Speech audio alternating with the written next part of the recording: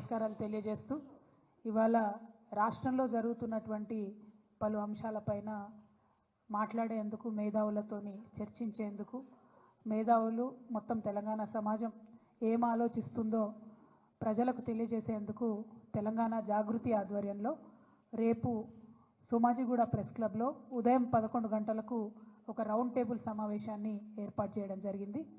మరి ప్రధానంగా ఈ రౌండ్ టేబుల్లో చర్చించాల్సినటువంటి అంశాలు ఏందన్నవి ప్రజలతో కూడా పంచుకొని రేపు వస్తున్నటువంటి అనేక మంది మేధావులు ఇతర మిత్రులకు కూడా స్వాగతాన్ని తెలియజేస్తూ ఉన్నాము. ఇవాళ మీరు గమనించినట్టయితే ఉమ్మడి ఆంధ్రప్రదేశ్లో ఉన్నప్పుడు మన తెలంగాణ అస్తిత్వం మీద రకరకాలుగా దాడి జరిగేది.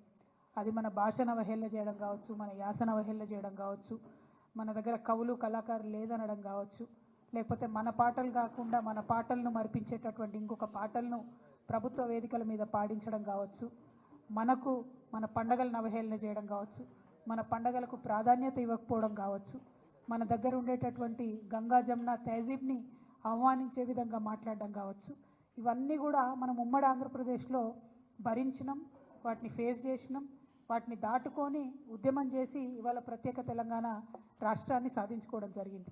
ప్రత్యేక తెలంగాణ రాష్ట్రం సాధించుకున్న తర్వాత కేసీఆర్ గారు పెద్దలు ముఖ్యమంత్రి అయిన తర్వాత మరి చిన్నది పెద్దది అని చూడకుండా అది పాలపిట్టైనా, తంగేడు పువ్వు అయినా, జమ్మి చెట్టు అయినా, కృష్ణ జింక అయినా అన్నీ కూడా అధికారిక చిహ్నాలుగా ప్రకటించుకుంటూ అట్లానే బతుకమ్మ పండుగ అయినా, బోనాల పండుగ అయినా వాటిని రాష్ట్ర పండుగలుగా ఆనాడే కేసీఆర్ గారు గుర్తించడం జరిగింది. అట్లానే తెలంగాణ సమాజానికి వందల సంవత్సరాలుగా అలవాటు ఉన్నటువంటి మత సామరస్యాన్ని కాపాడడానికి కూడా ఒక పక్క క్రిస్మస్ని ప్రభుత్వపరంగా చేస్తూ, ఇంకొక పక్క రమదాన్ని చేస్తూ, ఇంకొక పక్క బతుకమ్మ బోనాలు చేస్తూ మరి అన్ని విధాలుగా కూడా మన గంగా జమున సంస్కృతిని కాపాడుతూ రావడం జరిగింది. మరి ఇవాళ 10 ఏళ్ళు బీఆర్ఎస్ పాలన తర్వాత ఒక రికార్డ్ లాగా ఒక చిన్న మత కల్లోలం కూడా లేకుండా మనం సాధించుకోవడం జరిగింది. ఇవాళ కాంగ్రెస్ ప్రభుత్వం వచ్చినప్పటి నుంచి ఏం జరుగుతుంది? వచ్చినప్పటి నుంచి రేవంత్ రెడ్డి గారు ముఖ్యమంత్రి గారు ఏం మాట్లాడుతూ ఉన్నారంటే ఫస్ట్ తను మొదలు పెట్టడమే రాష్ట్ర అధికారిక చిహ్నం మారుస్తాను, ఆ చిహ్నంలోంచి చార్మినార్ తీసేస్తాను, ఆ చిహ్నంలోంచి కాకతీయ తోరణం తీసేస్తాను అనేటటువంటి అంశాలు మాట్లాడడం జరిగింది. మళ్ళీ ఏమైందో ఎవరు బుద్ధి చెప్పినరో పెద్దగా దాని జోలికి పోకుండా అది విరమించుకున్నట్టుగా అనిపించింది. ఆ తర్వాత మళ్ళీ ఏ పండగ వచ్చినా కూడా దాన్ని చేయకుండా, అంటే రమదాన్ పండుగ వచ్చింది దానికి తోఫా ఇవ్వలేదు, బతుకమ్మ పండుగ వచ్చింది మా ఆడబిడ్డలకు చీరలు ఇవ్వలేదు, రేపు క్రిస్మస్ వస్తుంది దానికి కూడా వాళ్ళు ఏమి ఇచ్చే ఆలోచనలో కూడా కనీసం లేరు. అదేవిధంగా మరిగా ప్రభుత్వ వేడుకల్లో పాడుతున్నటువంటి పాటలు చూస్తే నిజంగా కన్నీళ్ళు వచ్చేటటువంటి పరిస్థితి. మొన్న పెద్దపల్లిలో కానీ, అంతకుముందు వరంగల్లో కానీ, నిన్న సెక్రటేరియట్లో వాళ్ళు పెట్టుకున్న కార్యక్రమంలో కానీ మనకు సంబంధం లేని పాటలు, అసలు మన తెలంగాణ సమాజం ఆమోదించినటువంటి పాటలు. మరి అంతమంది తెలంగాణలో జానపద కళాకారులు ఉంటే ఒక్క కళాకారుడు కూడా మీకు పాట పాడడానికి దొరకలేదా? ఒక్క తెలంగాణ గీతం, తెలంగాణ సంస్కృతిని తెలిపేటటువంటి ఒక్క గీతం కూడా ప్రభుత్వ వేదికల్లో ఉండకూడదని మీరు అనుకున్నారా అని ఇవాళ మేము ప్రశ్నిస్తూ ఉన్నాం. మరి వాళ్ళు చేసిన కార్యక్రమం ఏంది? తెలంగాణ తల్లి రూపును మారుస్తామని చెప్పినారు. ఎట్లా మారుస్తారండి? ఎందుకు మారుస్తారు? అసలు ఇవాళ అనేకమైన విగ్రహాలు దేశంలో ఉంటాయి. ఒక్కసారి తెలంగాణ ప్రజలందరినీ కూడా ఆలోచించాలని నేను కోరుతూ ఉన్నాను. గాంధీ గారి విగ్రహాలు పెట్టుకుంటాం మనం ఊరూరా. ఏం జీవం ఉందని పెట్టుకుంటామండి? ప్రేమ ఉంది కాబట్టి, మనసు నిండా గౌరవం ఉంది కాబట్టి పెట్టుకుంటాం. అంబేద్కర్ వారి విగ్రహాలు ఉన్నాయి, ఊరూరా ఉన్నాయి, కోట్ల సంఖ్యలో ఉన్నాయి. ఎందుకోసం పెట్టుకుంటాం? ఎవరన్నా జీవో ఇచ్చిరని పెట్టుకుంటామా? పూలే విగ్రహాలు ఉన్నాయి ఇవాళ, ఎందుకోసం అని పెట్టుకుంటాం? ప్రేమ ఉంది కాబట్టి, గౌరవం ఉంది కాబట్టి పెట్టుకుంటాం. అట్లనే సేవాలాల్ మహారాజ్ విగ్రహాలు పెట్టుకుంటాం. ఎందుకోసం పెట్టుకుంటాం? ఎవరన్నా జీవో ఇచ్చిరని పెట్టుకుంటామా? ఏదైనా ప్రభుత్వం ఆదేశించిందని పెట్టుకుంటామా? ఎందుకోసం అని పెట్టుకుంటాం? ఇవాళ సుభాష్ చంద్రబోస్ విగ్రహాలు ఉన్నాయి, దేశం కోసం ప్రాణాలు త్యాగం చేసిండు కాబట్టి ఆయన విగ్రహాలు ప్రజలు మనసారా కోరుకొని ఆకాంక్షించి పెట్టుకుంటారు. మరి శివాజీ విగ్రహాలు ఉన్నాయి ఇవాళ, చాలా పెద్ద ఎత్తున యువతంతా కూడా పెట్టుకుంటూ ఉంటారు కలిసి. ఎందుకోసం పెట్టుకుంటారు? ఎవరైనా జీవో ఇచ్చిరని పెట్టుకుంటారా? మరి తెలంగాణ తల్లి విగ్రహాలు కూడా వేల సంఖ్యలో ఉన్నాయి ఇవాళ, ప్రతి గ్రామంలో ఉన్నాయి, ప్రతి చోట ఉన్నాయి. కొన్ని పెద్ద గ్రామాలలో అయితే 2-3 ఉన్నాయి. ఎందుకోసం పెట్టుకున్నాం? అవి ఆనాడు ఉద్యమంలో మాకు స్ఫూర్తి నింపినటువంటి తల్లి కాబట్టి, అమ్మ కాబట్టి పెట్టుకున్నాం. ఇక ఆ భరతమాత విగ్రహాలు ఉన్నాయి, లేవా భరతమాత విగ్రహాలు? దానికి జీవో ఇచ్చిందా?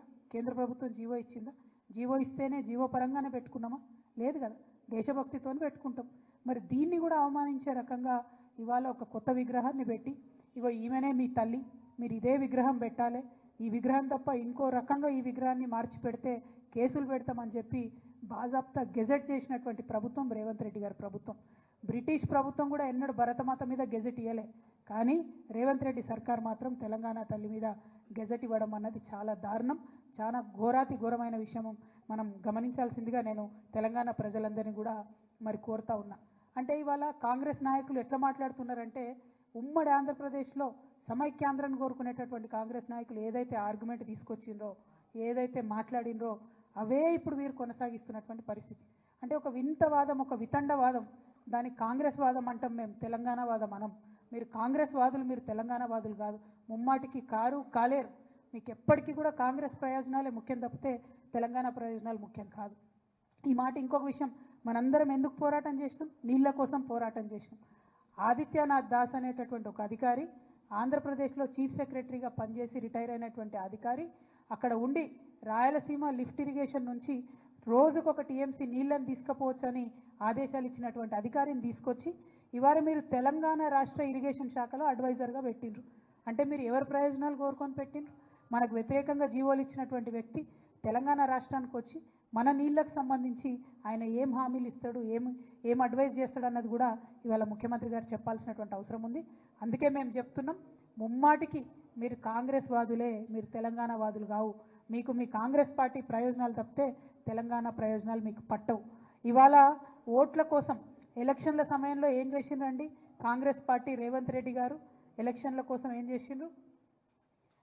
వాళ్ళ నాయకురాళ్ళు అందరూ కూడా పెద్ద పెట్టున బతుకమ్మ ఎత్తినటువంటి పరిస్థితిని మీరు గమనించాలి. ఇవాళ శ్రీమతి ఇందిరాగాంధీ గారు మరి తను బతుకమ్మ ఎత్తుకొని తెలంగాణ ప్రజలకు బతుకమ్మను శుభాకాంక్షలు చెప్పినటువంటి వ్యక్తి. తర్వాత శ్రీమతి సోనియా గాంధీ గారు ఆవిడ బతుకమ్మ ఎత్తుకొని ఆమె తెలంగాణ ప్రజలందరూ కూడా బతుకమ్మ శుభాకాంక్షలు చెప్పారు. ఇదిగోండి మన తెలంగాణలోనే ఎన్నికల ముందు ర్యాలీలో ప్రియాంక గాంధీ గారు, రాహుల్ గాంధీ గారు బతుకమ్మ ఎత్తుకొని తెలంగాణ ప్రజలకు శుభాకాంక్షలు చెప్పారు. తర్వాత ప్రియాంక గాంధీ గారు అద్భుతమైనటువంటి ట్వీట్ చేసిండ్రు. ఏమని చేసిండ్రు? తెలంగాణ ప్రజలందరికీ ప్రత్యేకంగా తెలంగాణ ఆడపడుచులందరికీ బతుకమ్మ పండుగ శుభాకాంక్షలు.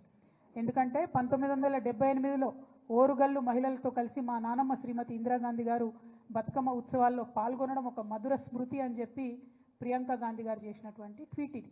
అంటే ఓట్లు ఉన్నప్పుడు మాత్రం మన పండుగలు వనుకొస్తాయి. ఓట్లు ఉన్నప్పుడు బతుకమ్మ తెలంగాణ ప్రత్యేక పండుగని, తెలంగాణ ఆడపడుచులందరికీ శుభాకాంక్షలు చెప్పాలని ఓట్లు ఉన్నప్పుడు గుర్తొస్తాయి. ఆ వీడియో చూపి. ఇగో ఇందులో అయితే అద్భుతమైన వీడియో అండి ఇది, మీరు తప్పకుండా చూపించాలి మీడియా మిత్రులు.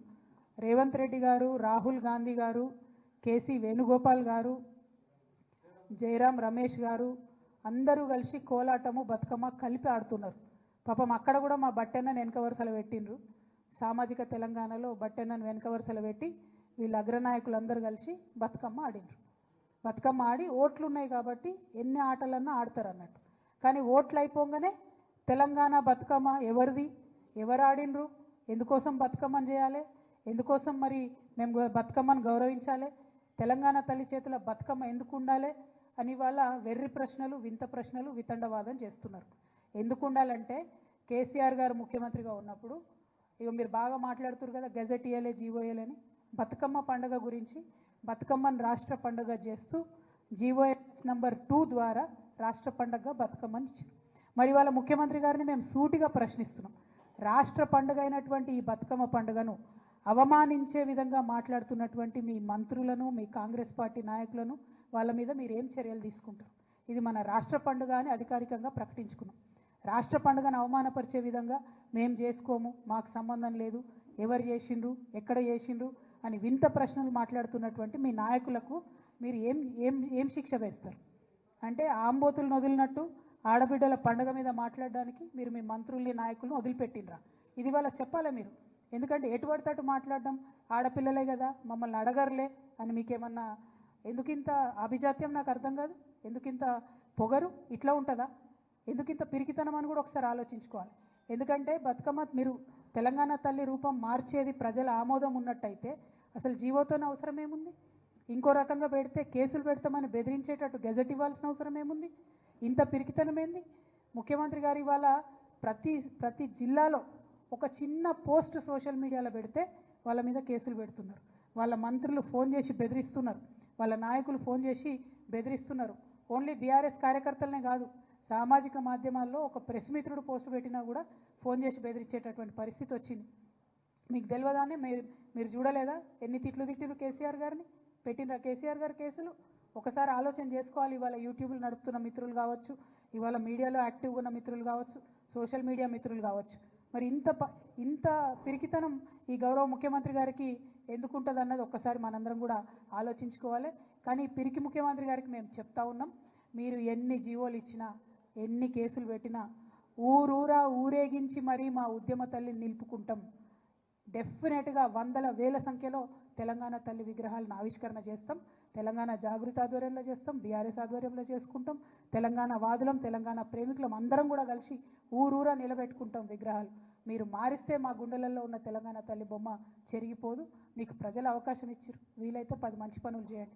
కానీ ఇట్లాంటివన్నీ చేసి తెలంగాణ ప్రజలను, తెలంగాణ వాదుల్ని బాధ పెట్టొద్దని కోరుతా ఉన్నాం.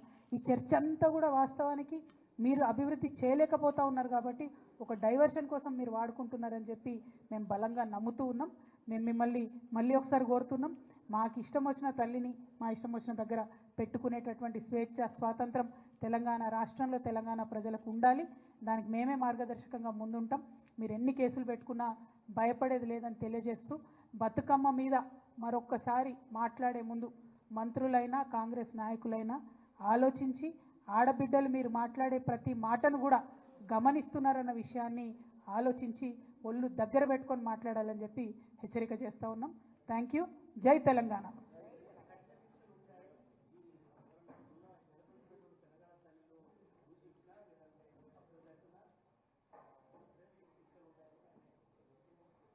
వేదిక మీద నుంచి చెప్పిన నేను అదే, అంత భయం ఎందుకు? ప్రజల ఆమోదం ఉన్నటువంటి తల్లి అయితే ఎందుకు మారుస్తారండి? ప్రజలు మార్చాలనుకోరు కదా. ప్రజల ఆమోదం లేదు, మీరు బతుకమ్మ తీసి అక్కడ చేయి గుర్తు పెట్టిండ్రు కాబట్టి ఇవాళ ప్రజలకు నచ్చతలేదు కాబట్టి ప్రజలు మాట్లాడుతున్నారు. ఇవాళ ప్రతి ఒక్కరు బాధపడుతున్నారు. కాంగ్రెస్ పార్టీలో మొన్న కొండా సురేఖ గారు, సీతమ్మ గారు, సీతక్క గారు వాళ్ళు కూడా బతుకమ్మ ఆడినరండి, ఆడలేదా? మరి వాళ్ళు ఆడొచ్చా? మంత్రులుగా వాళ్ళు ఆడొచ్చు, కానీ మళ్ళీ ఎక్కడిది బతుకమ్మ, ఎవరు ఆడిన బతుకమ్మ అని వాళ్ళే మాట్లాడితే ఏమన్నా అర్థం ఉందా?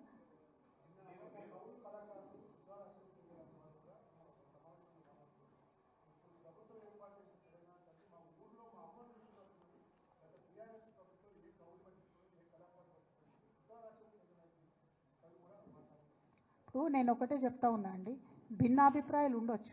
ఒకనాడు ఉద్యమంలో తెలంగాణ తల్లిని పెట్టినప్పుడు దాదాపు నెల రోజులు చర్చ చేసి అందరి మేధావుల ఒపీనియన్ తీసుకొని తెలంగాణ ఉద్యమ సందర్భంలో ఎట్లా తెలంగాణ తల్లి ఉంటే బాగుంటుంది, మన ప్రత్యేకత చూపించేటటువంటి విగ్రహం ఉండాలి అనేటటువంటి ఆలోచనలు చేశారు. ఇవాళ వీళ్ళు ఒక విగ్రహం పెట్టిండ్రు, మొత్తం సీక్రెట్. ఎక్కడ విగ్రహం తయారైందో, ఎవరు డిజైన్ వేసిండ్రో మొత్తం రిలీజ్ అయ్యేదాకా కూడా చెప్పుకోలేదు. అంటే అంత నిర్బంధంగా ఒక విగ్రహాన్ని తయారు చేసేటటువంటి దుస్థితి ఇవాళ ప్రజాస్వామ్యంలో ఉండడమే నిజంగా అవమానకరం. ఓపెన్గా ఉండాలి. ఇదే ఆర్టిస్టులు, ఇదే పోయట్లు ముందే చెప్పేది ఉంటుంది, ఓపెన్గా డిక్లేర్ చేసేది ఉంటుంది. ఈ ఫామ్లో పెడదాం అనుకుంటున్నామని ప్రజల నుంచి సూచనలు ఆహ్వానించని ఉంటుంది, ప్రజల నుంచి అందరి నుంచి ఆమోదం తీసుకొని పెట్టని ఉంటుంది. ఎవరు వద్దన్నారు? అంత సీక్రెట్గా పెట్టడానికి ఇదేమన్నా ఫ్యూడల్ వ్యవస్థనా, నాజీ ప్రభుత్వమా, ఏంది ఇది? ఎందుకు అట్లా ఉండాలి?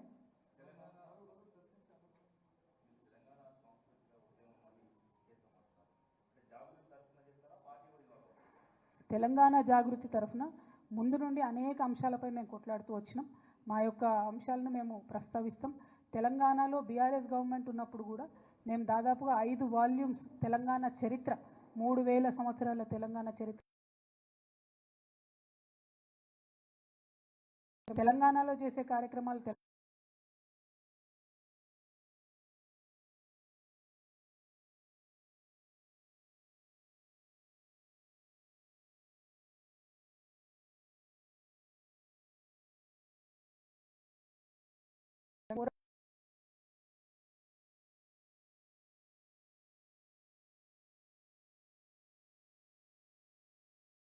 కార్యక్రమాలు టేకప్ చేస్తాం.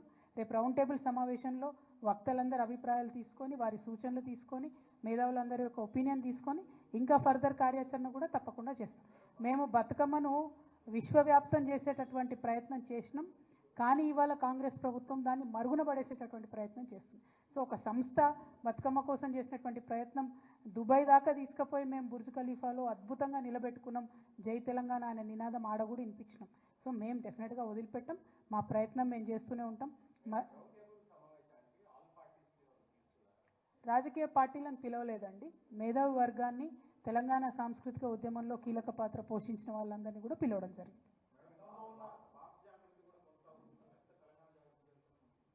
మేము తీసుకున్నటువంటి రెజల్యూషన్లో ఎట్లా తీసుకున్నామంటే తెలంగాణలో ఏ కార్యక్రమాలు చేసినా తెలంగాణ జాగృతి పేరుతో తీసుకుంటామని ఇప్పుడు కాదు, 2 సంవత్సరాల క్రిందనే మా మొత్తం ఎగ్జిక్యూటివ్ బాడీ మీటింగ్ అయినప్పుడు తీసుకున్న డెసిషన్. తెలంగాణలో ఏ చేసినా తెలంగాణ జాగృతి పేరు మీదనే ఉంటుంది. నేషనల్ వైడ్ పనిచేయాల్సినటువంటి అవసరం వచ్చినప్పుడు భారత్ జాగృతి పేరుతో చేస్తామని ఒక 2 ఇయర్స్ కిందనే రెజల్యూషన్ తీసుకున్నాం. మేము మాకు ఆ విషయంలో పూర్తి స్పష్టత.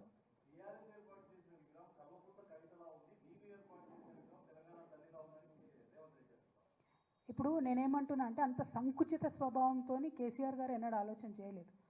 ఒక వ్యక్తి ప్రధానంగా తిరగాల వ్యవస్థ అనుకోలేదు.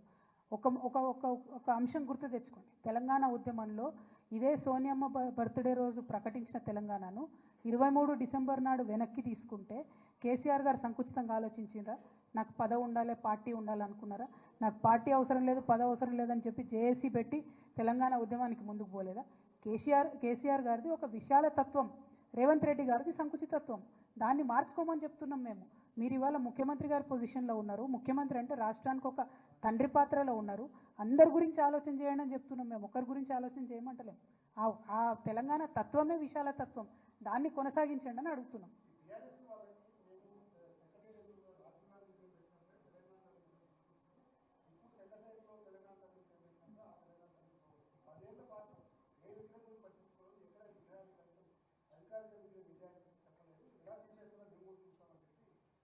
ఇప్పుడు అబద్ధాలు చెప్పడంలో గోబెల్స్ గారిని మించిపోయిన రేవంత్ రెడ్డి గారు. ఆనాడు కేసీఆర్ గారు అధికారికంగా అమరజ్యోతి అమరవీరుల కోసం మేము కట్టినటువంటి స్తూపాన్ని ఇనాగ్రేట్ చేస్తూ అక్కడ అఫీషియల్గా తెలంగాణ తల్లి విగ్రహాన్ని ఇనాగ్రేట్ చేసిండ్రు. అందులో ఏమీ ఆశ్చర్యం ఏం లేదు. సో ముందే ఆల్రెడీ చేసి ఉన్నారు. కానీ చేసి ఉన్నా కూడా తర్వాత ఆ ప్లేస్లో పెడదాము, అక్కడ ఎక్కడైతే ఇప్పుడు వీళ్ళు రాజీవ్ గాంధీ గారి విగ్రహం పెట్టినరో ఆ ప్లేస్లో తెలంగాణ తల్లిని పెట్టాలని డిజైన్స్ ఫార్ములేషన్ అన్నీ అయినాయి. కానీ వీళ్ళు సోనియా గాంధీ గారి దగ్గర మార్కులు కొట్టేయడానికి అక్కడ రాజీవ్ గాంధీ గారి విగ్రహం పెట్టుకున్నారు. కానీ అది ప్రజల ఆమోదం లేదు. రాజీవ్ గాంధీ గారికి తెలంగాణకి ఏం సంబంధం ఉన్నది? ఏముంది చెప్పండి? పోనీ రాహుల్ గాంధీ గారు సోనియా గాంధీ గారు అంటే వేరు, కానీ రాజీవ్ గాంధీ గారితోనైతే మన ఊహ తెలిసినప్పుడు అయితే మేము చూడలేదు. తెలంగాణ ఉద్యమం గురించి, తెలంగాణ రాష్ట్రం గురించి ఆయన ఎన్నడూ మాట్లాడలేదు. మరి ఇవాళ అక్కడ ఉన్నటువంటి రాహుల్ గాంధీ గారు కూడా ఒక్కనాడు కూడా పార్లమెంట్లో తెలంగాణ మీద మాట్లాడలేదు. మేమేమంటున్నామంటే మాకు సంబంధం లేని వ్యవస్థను, మాకు సంబంధం లేని వ్యక్తుల్ని, తెలంగాణ సమాజానికి సంబంధం లేని వ్యక్తుల్ని బలవంతంగా రుద్దాలనే ప్రయత్నాన్ని విరమించి తెలంగాణ ప్రజలు కోరుకున్న పనులు చేయండి అంటున్నాం, అంతే, వేరే ఏమనట్లేదు.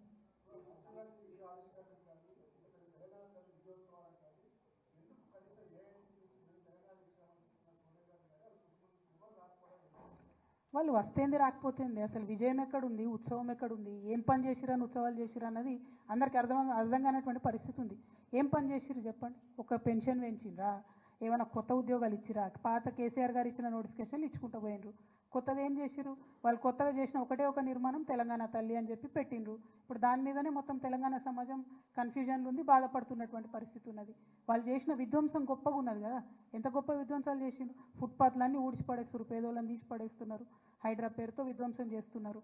వాళ్ళ మంత్రుల్ని కాపాడుకుంటారు కానీ పేద ప్రజల మీద మాత్రం పడతా ఉన్నారు.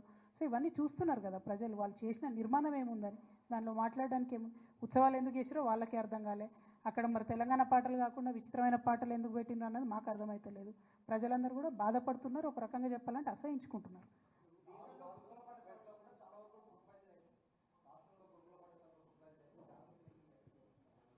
మేము ఆ ఇష్యూ రేజ్ చేయడం జరిగింది. వాంఖడిలో ఒక అమ్మాయి చనిపోయినప్పుడు వారిని కూడా చూడడం జరిగింది.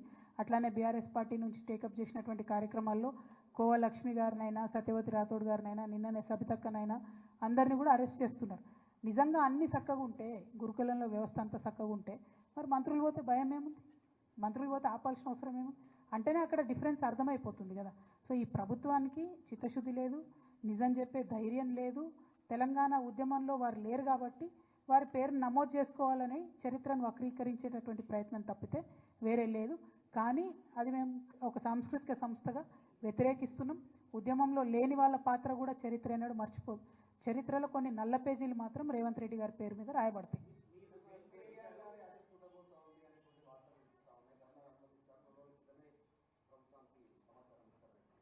నేను చెప్పిన కదనే, పిరికి ప్రభుత్వం ఇదే పని చేస్తారు, ఇంకో పని ఏం చేస్తారు. కార్యకర్తల దగ్గర నుంచి నాయకుల వరకు కేసులు పెట్టే ప్రయత్నం. భయమేముంది పెట్టుకొని కేసులు? ఎవరి కోసం భయపడుతున్నాం? ఎన్నడూ మేము ప్రజల కోసమే పనిచేసినాం, రేపు కూడా చేస్తాం. పదవులు, కేసులు, పార్టీలు ఇవి కాదు ముఖ్యం. తెలంగాణ ముఖ్యం. తెలంగాణ కోసం పనిచేస్తాం. Thank you.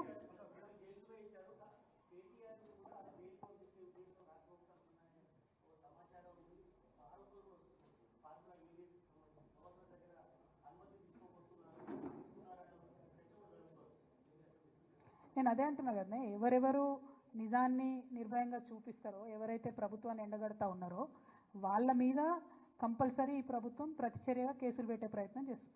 దానికి భయపడేది ఏం లేదు. ప్రజలకు తెలుసు మేమేం తప్పు చేయలేదని, భయపడాల్సినటువంటి అవసరం ఏం లేదు. ఇంగ్లీష్ మీడియా కోసం ఒక్కసారి దయచేసి ఈ విషయాన్ని చూపిస్తాను.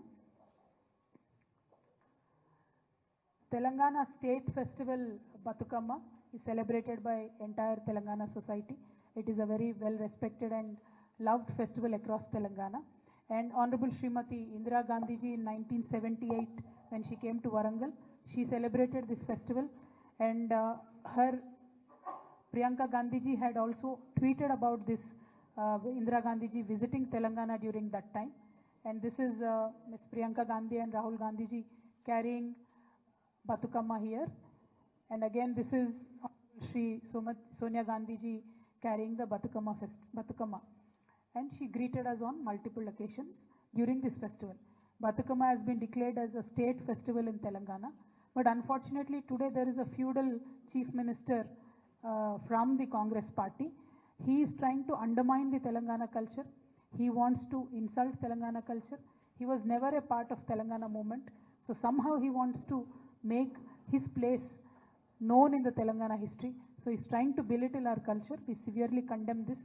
We see Honorable Rahul Gandhi ji carrying Constitution of India wherever he goes. We are today straight asking Rahul Gandhi ji, how can a feudal chief minister like Revanth Reddy be allowed in your party to insult and belittle our culture?